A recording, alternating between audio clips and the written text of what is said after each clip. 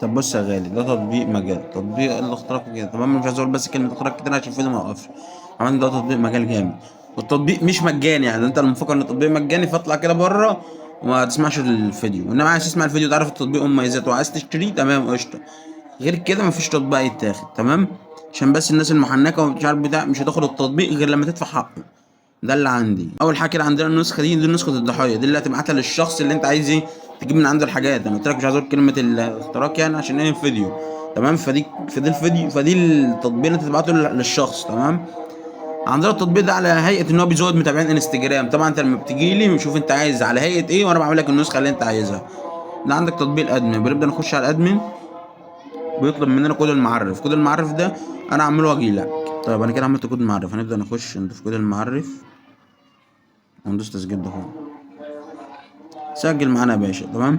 هنبدأ نيجي عند النسخة بتاع المستخدم اللي هي التانية، نديله الصلاحيات. فتح معانا بالشكل ده، بيقول لك حط الاي بي. هتديله الاي بي اللي هو ايه، اللي انا حاططه لك عشان حاجات توصل لك انت ما توصلش لحد غيرك، تمام. هتدوس على المتابعة. بعد كده يا باشا هيبدأ يخش معاك زي ما انت شايف كده، هيبدأ يعد معانا اهو. طبعا انت مالكش دعوة بكله، هو طبعا بيعد معانا اهو لحد 72% اهو، بقى 100%. زي ما انت شايف معاك براحتك بقى عامة. مثلا خلينا اهو بس، ولو دخلنا على الادمن هتلاقي الجهاز معانا ظهر بالشكل ده، تمام. عندك اول حاجه الاي بي والوقت والحاجات دي كلها واسم الجهاز هنبدا نخش عليه، وفي الساعه اللي احنا واقفين فيها دلوقتي، تمام. عندك اول حاجه الرسائل، بيسحب كل الرسائل اللي هنا. عندك رمز تحقق من جوجل، عندك رمز تحقق من جوجل والحاجات دي كلها زي ما انت شايف. طب بعد كده عندنا معلومات الهاتف، وبعد كده عندنا جهة الاتصال زي ما انت شايف كل ارقام اهي.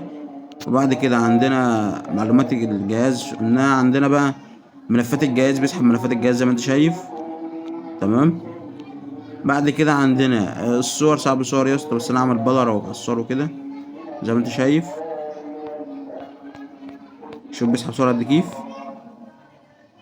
طول ما احنا واقفين اهو عمال يسحب صور اهو، تمام. طول ما احنا واقفين عمال يسحب صور. فاحنا دلوقتي هنعمل ايه يا باشا؟ بس نخلي، تمام. عندنا بعد كده تنفيذ اوامر. عندك مثلا تشغيل فلاش زي ما انت شايف الفلاش كده مطفى اهو، تشغيل فلاش، الفلاش اشتغل. ايقاف فلاش، الفلاش وقف، واصله معاك. وصوت مزعج بقى وكل حاجه زي ما انت شايف. وفتحه كاميرا، لو دوسنا فتحه كاميرا بيصور يا باشا الصوره وانت واقف، تمام. مفيش اي مشكله زي ما انت هتشوف دلوقتي اهي. بس انا عامل طبعا بلر. ولو دوست انشاء 100 ملف بيعمل له اصلا 100 ملف باسم تم اختراقك يا عبيط زي كده اهو، واصله معاك.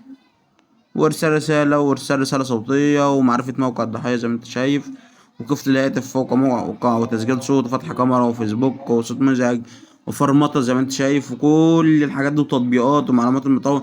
كل ده يا اسطى تمام. لو عايز التطبيق هتكلمني يا باشا وانا اعمل معاك الواجب. خش كلمني، اسيب لك رابط المعرف على بتاع التليجرام او رابط الواتساب في الوصف، وخش كلمني وبس كده. مع السلامه.